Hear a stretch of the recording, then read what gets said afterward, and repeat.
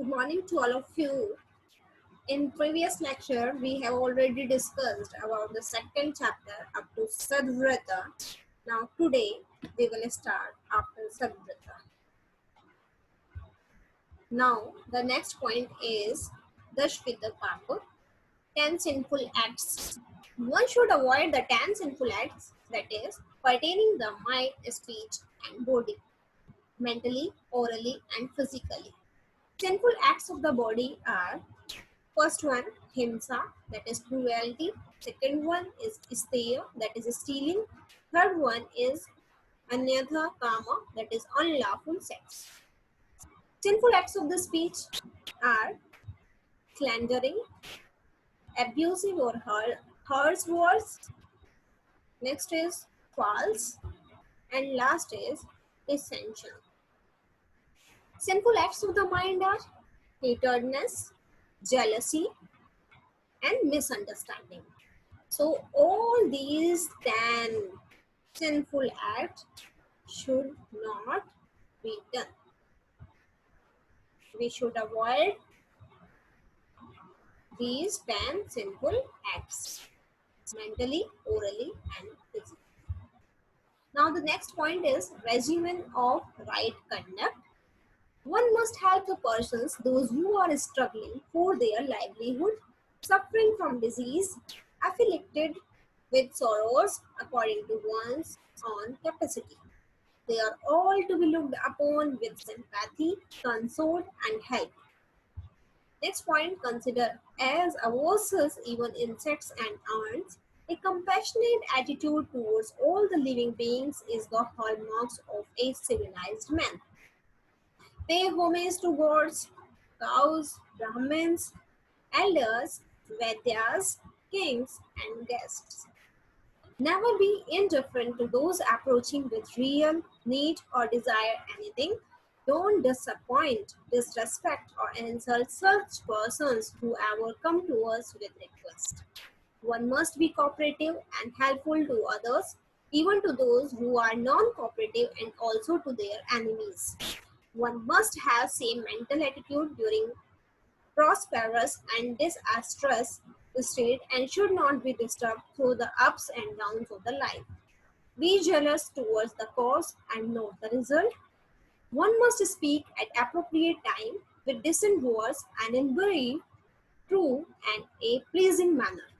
One must take initiation in greeting friends, relations, or others. Greet everyone one with a pleasant, polite, kind, and soft face. Share your joy with others. One should neither believe nor suspect everybody. Don't reveal the enmity towards someone or someone's enmity towards you. Don't reveal the insult inflicted upon you or your superiors' dislikes for you. Be an expert in propitiating others by understanding the ideas of the pupil and pleasing by appropriate means.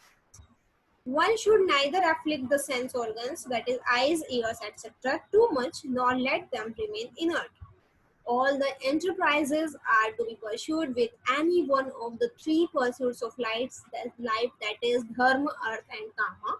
Pursue them without being mutually contradictory. Next point is in all the actions follow an inclination to be in a middle way. Keep away from over attachment and indifferences. One has to do his work with a sense of duty without ambition or hatred. Hence follow the middle way, which is always the safest way. One has to cut his hair, nails, and beard at a regular intervals. Clean the feet and all the orifices of the waste products. Keep the habit of taking daily bath. Put on scents and good dress, which is bright and not gaudy. One should always wear precious gems and amulets filled with potent and divine medicines. Wear chappals and umbrella while walking and observe in the front of the path at least 2 meters of distance. Only in an emergency one must go outside during night hours. That too by holding a stick in the hand, wrapping the head with a cloth along with an assistant. One should not pass through the shade of chaitya, that is trees considered to be the seats of grahas, persons to be worshipped, pillars of flagstaffs, unholy things. One should not step on ash heaps of grain husk, dirt, gravels, stone heaps, place where the sacrificial rituals, that is Bali, are performed and the places for the bath. One should not swim across river only with hands, approach burning fire heaps, board on a boat or climb on a tree whose strength is doubtful, ride on an uncontrollable animals. Here these 4 points are one should not to be done. That is swim across rivers only with hands, approach burning fire heaps, board on a boat or climb on a tree whose strength is doubtful, and ride on uncontrollable animals. One must cover the face while sneezing, laughing, and yawning. Don't dilate nostrils. Don't scratch on earth without any purpose. Don't perform any disorderly gestures with body parts. Don't sit on a squatting position for a long time. One should withdraw all the activities of the body, speech, and mind before getting tired. Don't stand long with knees raised up. Should not take shelter during night time, that is beneath the trees. Junction of three ways where people assemble for recreation. Trees considered to be the seat of grahas. Junction of four roads and temples or bar. The following places not at all suitable to reside even daytime. These are the slaughtering house, forest, ruined houses, and graveyards. One should not look at the sun at any time, should not carry heavy loads on head. Very minute objects, very bright objects, dirty and unpleasant things should not be seen constantly. One should not trade, manufacture, supply, or receive intoxicating alcohols. One should avoid direct breeze, heat of the sun of the first part of the day, dust, mist, and rough winds. Sneezing, belching, coughing, sleeping, eating, and mating should not perform with disordered body. Avoid taking rest in the shade of the trees growing in the river banks. Avoid people whom the king hates. Avoid wild, poisonous, and horned animals. Avoid big, disgraceful, uncivilized, over smart persons. Avoid taking meal, mating, sleeping, reading, thinking, etc. during Sandhya Kala, that is dusk and dawn. Avoid the food offered by enemies, served at sacrificial ceremony, offered by large group of donors, supplied by prostitutes, and food sold in the market. Avoid producing sound using body, mouth, and nails. Avoid shaking hands and hair. Avoid moving in between two receptacles of water, fire, and respectable persons. Keep away from the fumes of the dead body, addicting alcohol. Avoid in living women and giving independence. For an intelligent person, the whole world is a guide or a teacher. Therefore, follow the world as an evaluator of the performance of the worldly affairs. Compassion towards all living beings, attitude for sacrificing for others, controlling the activities of body, words, and mind, and feeling of selfishness in the interest of the others are sufficient for good conduct. He who daily bearing in mind what he is and how is spending the days is not affected by sorrow. In this way, rule of right conduct has briefly discussed. One who adheres to the above rules will have long life, health, prosperity, fame, also the eternal world. Thus, that ends the second chapter entitled that is Dincharya of Sutristan in the Astanga hridyam Samhita, which was composed by the Acharya Vagbhat, son of Sri Vaidapati Simgupta. In the chapter Dincharya, Acharya Bhagavad explained the daily regimen of the individual systematically to maintain the positive health. Time to get up from bed, Soch Vidhi, cleansing the teeth with the different types of twigs, tongue cleaning, advantages, contraindicated twigs for brushing, polarium to prevent eye disease, nasal drops for preventing ENT disorders, gargling for oral cavity, and then explained inhalation of smoke. Pan achieving advantages of different types of massage and contraindications, exercises, advantages and contraindications of bath, taking food, regimen of right conduct, etc. are explained in detail. This was all about the second chapter. Now I am going to start the third chapter, that is Ritucharya Adhyay, that is seasonal regimen. In seasonal regimen, first I want to introduce about this chapter, that is Athata Ritucharya Adhyayam Vyakyasama Iti Hasmahu Ratre Riyadyayo Maharshaya. After the Charya Adhyay, Acharya Vagbhat expounded the chapter Ritucharya, that is seasonal regimen, the said Lord Atre and others great sages. Preamble and Astanga Sangrah Sutristan 4 chapter detailed description about the Kala has been declined as under, that is Kala is time. Kala is divine divinity and it has neither a beginning nor an end. Time follows the accumulated effect of actions of the past.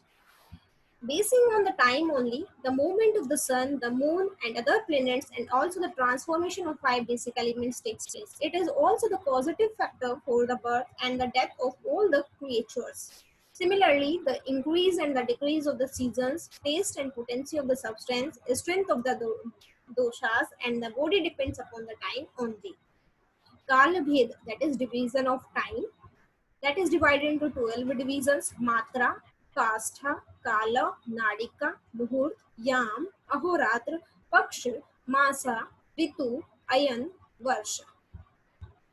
Here, Akshinimes, that is time taken for blinking the eyelid, is 1 Matra. 15 Matra consists of equal to 1 Kastha.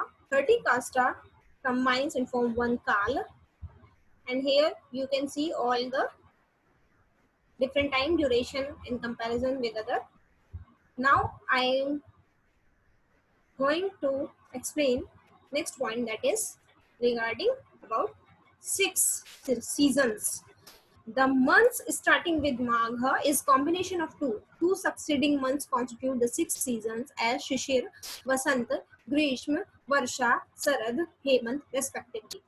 In Adan Kala, the 3 of them commencing with Shishir Ritu, that is Shishir, Vasanta, Grishma, are characterized by northern movement of the sun and is called Uttarayana or Adan Kala because sun absorbs strength from living beings daily.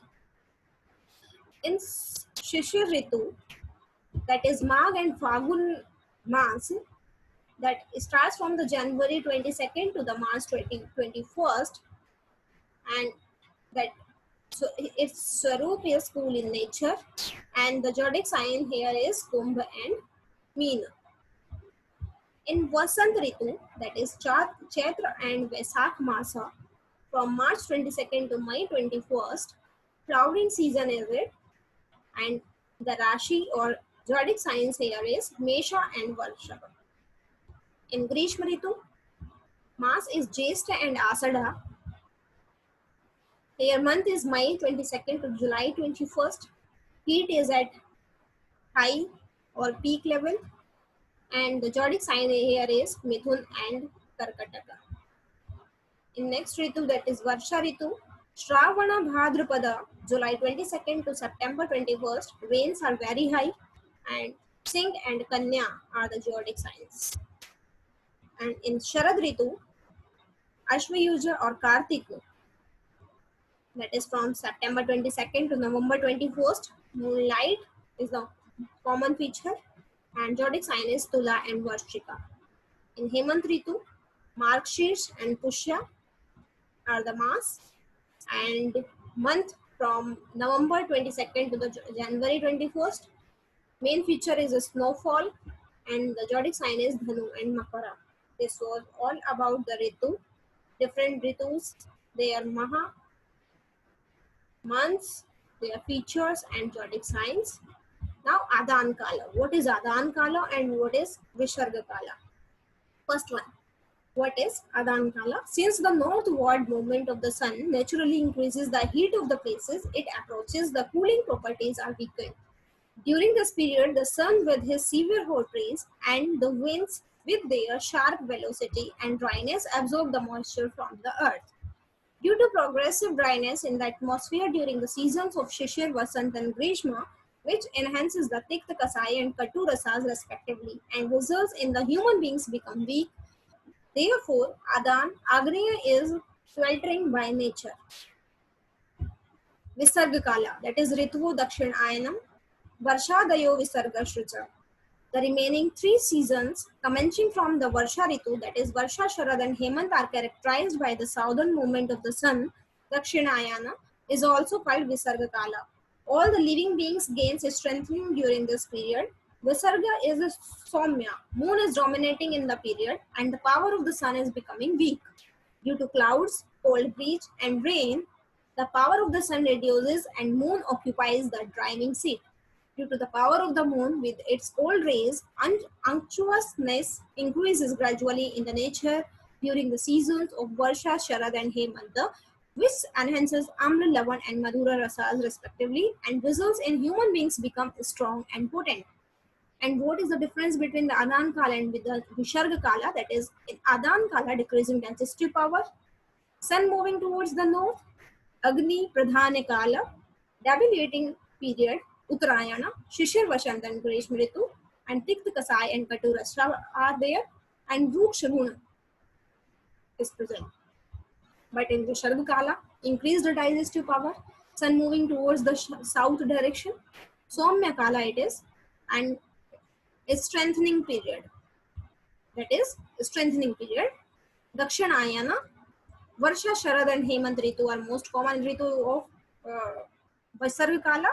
Amla, Madhura, Lavan Rasa is dominant, and Snigdgun is present in Visarga Kala. What is the nature of body strength according to the season? Now I'm going to explain the nature of body strength according to the season. You can easily see in this chart. Maximum strength will be seen in the Hemant and Shishir Ritu. Medium strength in Sharad and Vasant Ritu, while in Grishma Ritu and Varsha Ritu, the minimum strength is here. You can easily see in this chart, that is Shishir and Hemant maximum, Vasant and Sharad, that is medium strength, and Grishma and Varsha, that is minimum strength. And Shishir, Vasant and Grishma is Adan Kal, debilitating period, or Uttarayana or northern solstice.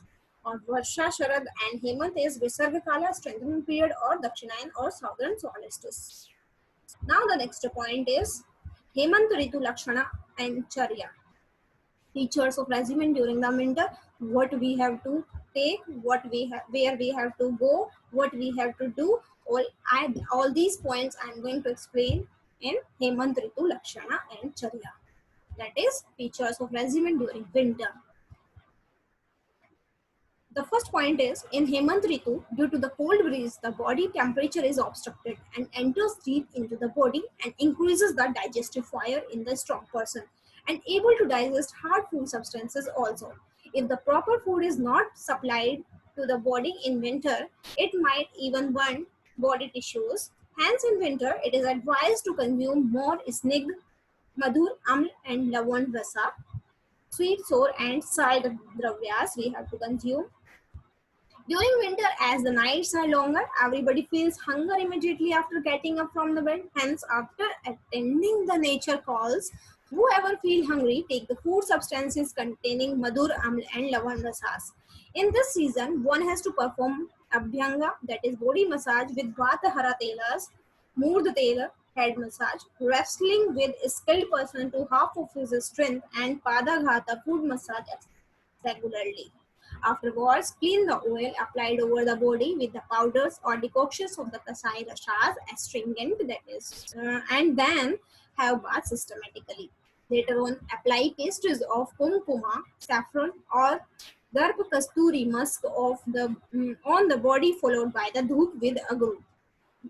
I am going to explain this point again. Later on, apply pastes of kumkum, that is saffron, and darp or kasturi, that is musk, on the body, followed by dhoop, that is fumigation, with agru. Then take food containing snigdha mas rasa, unctuous mutton soup, meat of well-nourished animals, wine prepared from gud, that is jaggery, suramand, sura, wheat powder, black gram, food prepared with sugarcane and milk, freshly harvested rice, vasa, muscle fat,